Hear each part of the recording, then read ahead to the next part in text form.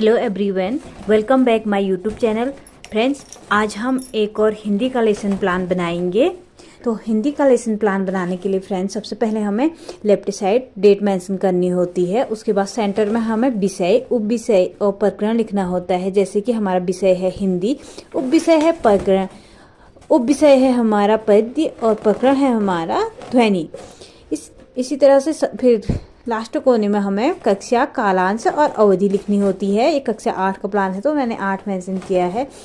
और कालांश है 3 और अवधि है 35 मिनट। तो इसमें हमारी सबसे पहली हेडिंग होगी सामान्य उद्देश्य की। तो इसके अंदर कर लिखेंगे हम विद्यार्थियों में हिंदी साहित्य के प्रति रुचि उत्पन्न करना।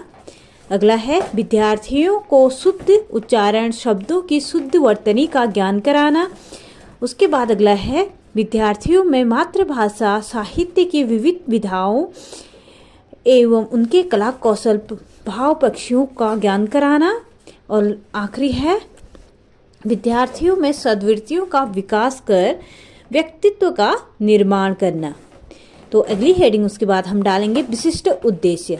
इसके पॉइंट हैं विद्यार्थी पढ़ाए गए पद्यांश का उचित आवाज, लय, ताल, यति, गति तथा हाव भाव के साथ वाचन कर सकेंगे। नेक्स्ट है विद्यार्थी पढ़ाए गए पद्यांश के कठिन शब्दों का अर्थ बता सकेंगे। अगला है विद्यार्थी पढ़ाए गए पद्यांश का भाव स्पष्ट कर सकेंगे। और लास्ट है विद्यार्थी पढ़ाए गए पद्यांश की अपने शब्दों में व्याख्या कर सकेंगे। उसके बाद हम अगला हेडिंग डालेंगे पूर्व ज्ञान। इसके अंतर्गत पूर्व ज्ञान यानी कि जो ध्वनि नामक पाठ है उससे रिलेटेड बच्चों को कितनी नॉलेज है वो चेक करने के लिए पूर्व ज्ञान लिया जाता है। यहाँ पे हम लिखेंगे विद्यार्थी गाड़ियों के बारे में सामान्य जानकारी रखते हैं। उसके बाद सहायक सामग्री आएगी। तो हमने ये गाड़ियों से रिलेटेड बच्चे सामान्य जानकारी रखते हैं इसलिए लिखा है क्योंकि हम गाड़ियों से रिलेटेड ही बच्चों से इंट्रोडक्टरी क्वेश्चन करेंगे जिसमें हमारा ध्वनि नामक टॉपिक आएगा। तो उसके बाद हम अगली हेडिंग डालेंगे सहायक सामग्री। इसमें हम लिखेंगे ध्वनि पाठ को दर्शाता हुआ चार्ट। आप यहाँ पे मॉडल भी रख सकते हो या फिर कोई रियल ऑब्जेक्ट भी ले सकते हो। उसके बाद हम अगली हेडिंग डालेंगे प्रस्तावना प्रश्न। प्रस्तावना प्रश्न लिखेंगे। उसके बाद हम ऊपर से हेडिंग डालेंगे छात्राध्यापिका क्रिया और फिर लिखेंगे छात्र क्रिया। तो फ्रेंड्स, आप वीडियो तो पूरी देखते हो लेकिन वीडियो को लाइक नहीं करते हो। तो फ्रेंड्स प्लीज़ वीडियो को लाइक कर दीजिए। इससे क्या होता है, वीडियो बनाने के लिए आपके लिए वीडियो बनाने के लिए हमें भी मोटिवेशन मिलता है। तो फ्रेंड्स, इंट्रोडक्टरी क्वेश्चन हमारा पहला रहेगा, आप बाजार कैसे जाते हैं? तो बच्चों का आंसर है हम बाजार गाड़ी से जाते हैं। जैसे मैं बोल रही हूँ वैसे ही आपको लिखना है। यहाँ पे मैंने शॉर्ट में लिखा है, सिर्फ गाड़ी लिखा है, तो आपको ऐसे नहीं लिखना है। तो बच्चों का आंसर पूरा लिखना है। जैसे कि बच्चे बोलेंगे हम बाजार गाड़ी से जाते हैं। और अब गाड़ी से रिलेटेड ही हमारा दूसरा क्वेश्चन बनेगा, गाड़ी कौन चलाता है? तो बच्चों का आंसर आता है ड्राइवर। बच्चे बोलेंगे गाड़ी ड्राइवर चलाता है। उसके बाद ड्राइवर से रिलेटेड तीसरा क्वेश्चन हमारा बनेगा, ड्राइवर अपने आगे चलने वाले गाड़ी से पास मांगने के लिए क्या करता है? तो बच्चे बोलेंगे हॉर्न बजाते हैं। तो हॉर्न से क्या निकलती है? बच्चों के लिए ये क्वेश्चन हो गया समस्यात्मक। तो हम फिर उसके बाद अगली हेडिंग लिखेंगे उद्देश्य कथन। इसमें लिखेंगे विद्यार्थियों आज हम अपनी पाठ्य पुस्तक वसंत के अंतर्गत ध्वनि नामक पाठ का अध्ययन करेंगे।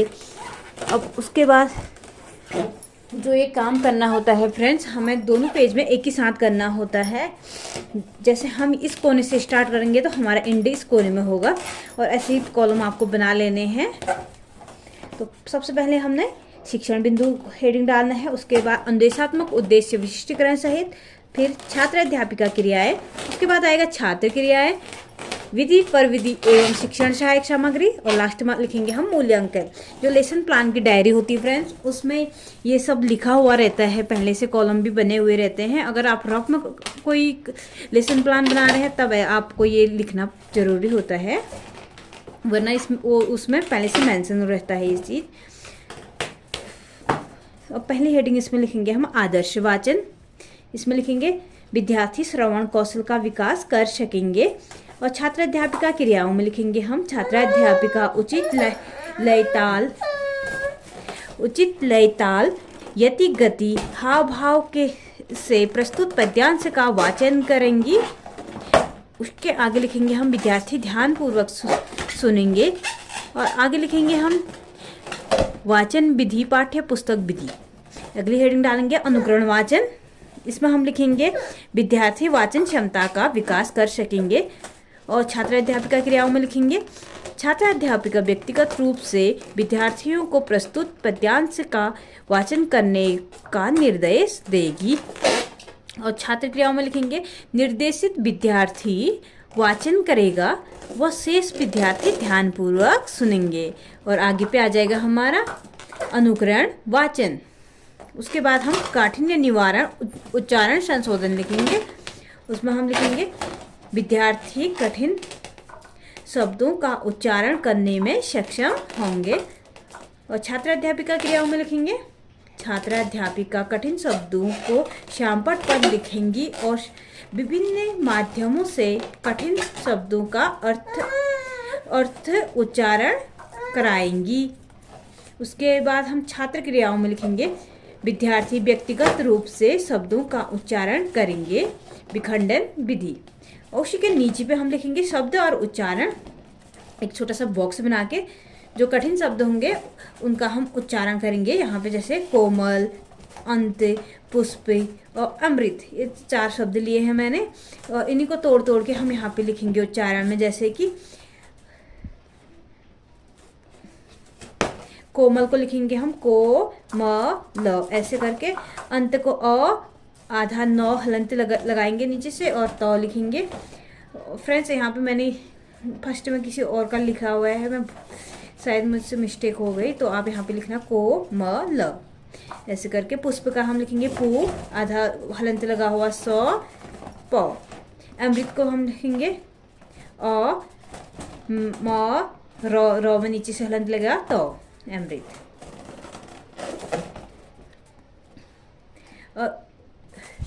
यही बॉक्स हम यहाँ पे एक छोटा सा काला मिनी मतलब जो ब्लैक बोर्ड होता है उसका मिनीचर बना के उसमें लिखेंगे वाइट पेन से। तो मेरे पास अभी उपलब्ध नहीं थी तो मैंने इसी वहाँ पेंसिल से ब्लैक कर दिया है समझाने के लिए। फिर अगली हेडिंग हमारी आएगी शब्दार्थ। इसमें हम विद्यार्थी कठिन शब्दों का अर्थ बता सकेंगे लिखेंगे। उसके बाद छात्र अध्यापिका क्रियाओं में लिखेंगे हम छात्र अध्यापिका कठिन शब्दों को श्यामपट्ट पर लिखेंगी व अर्थ स्पष्ट करेंगी। उसके आगे हम लिखेंगे छात्र क्रियाओं में विद्यार्थी सक्रिय होकर शब्दों का अर्थ समझेंगे। और आगे उसके आगे लिखेंगे शब्दार्थ विधि। नीचे पे फिर से वही बॉक्स बनेगा शब्द और अर्थ। जो शब्द हमने यहाँ लिखे हैं उनको यहाँ पे उतारेंगे और उसके अर्थ में हम उनका अर्थ बताएंगे। जैसे कि कोमल का होता है मुलायम, अंत का होता है समापन यानी कि इंड जो भी होता है। उसके बाद पुष्प का होता है फूल और अमृत का होता है पीयूष। और इसी को हम जैसे कि यहाँ पे हमने मिनिएचर लगाया सेम उसी तरीके से हम यहाँ पे ब्लैक मिनिएचर लगा के उसमें लिख देंगे वाइट पेन से। उसके बाद फिर से हमें वही बॉक्स बनाना है। दोनों काम हमें एक साथ करना है जैसे पिछले पेज में किया था। वो सेम वही हेडिंग डालनी है। शिक्षण बिंदु, अनुदेशात्मक उद्देश्य, विशिष्टीकरण सहित छात्र अध्यापिका क्रियाएं, छात्र क्रियाएं और विधि पर विधि एवं शिक्षण सहायक सामग्री मूल्यांकन। इसमें पहली हेडिंग हमारी आएगी भाव स्पष्टीकरण। और फिर उसके बाद हम लिखेंगे विद्यार्थी पद्यांश का भावानुवाद करने में सक्षम होंगे। और छात्राध्यापिका प्रस्तुत पद्यांश का अर्थ वाचन अंश वाचन करेंगी यानी कि थोड़ा सा पढ़ेंगी। और फिर उसके बाद भाव स्पष्टीकरण करेंगी। जैसे कि एक पैराग्राफ पढ़ेंगी उसके बाद या थोड़ा सा पढ़ने के बाद जहाँ पे विराम चिन्ह होता है उसका अर्थ बताएंगी। छात्र क्रियाओं में लिखेंगे हम सभी विद्यार्थी ध्यानपूर्वक सुनेंगे और पाठ का अर्थ या भाव ग्रहण करेंगे। फिर यहाँ पे व्याख्यान विधि आएगी, और जो हमने क्लासरूम पे बच्चों को समझाने के लिए यूज किया है, मिनिएचर हो गया या फिर कुछ भी हो गया, जो भी रियल ऑब्जेक्ट हो गया, वो हम यहाँ पे दिखाएंगे। जैसा हमने क्लासरूम पे दिखाया सेम वही दिखाएंगे। और उसके नीचे पे हम लिख देंगे व्याख्या। अब व्याख्या में हम लिखेंगे छात्र अध्यापक क्रियाओं में आएगा ये सब। इसमें कवि कहते हैं कि उनका अंत अभी नहीं होगा, क्योंकि उनके जीवन में वसंत अभी अभी तो आया है। कवि ने एक प्रकृति का सुंदर सुंदर चित्रण किया है। वे कहते हैं कि चारों तरफ हरे भरे पेड़ हैं और पौधे हैं, पर खिली कलियां मानो अब तक सो रही हैं। बसंत रूपी उम्मीद बनकर कभी सोए आलसी नवयुवकों का आलस बाहर निकालने की क्या कर रहे हैं, कोशिश कर रहे हैं। उसके बाद अगली हेडिंग हम लिखेंगे सस्वर वाचन। इसमें हम लिखेंगे विद्यार्थी प्रस्तुत पद्यांश का सस्वर वाचन कर सकेंगे।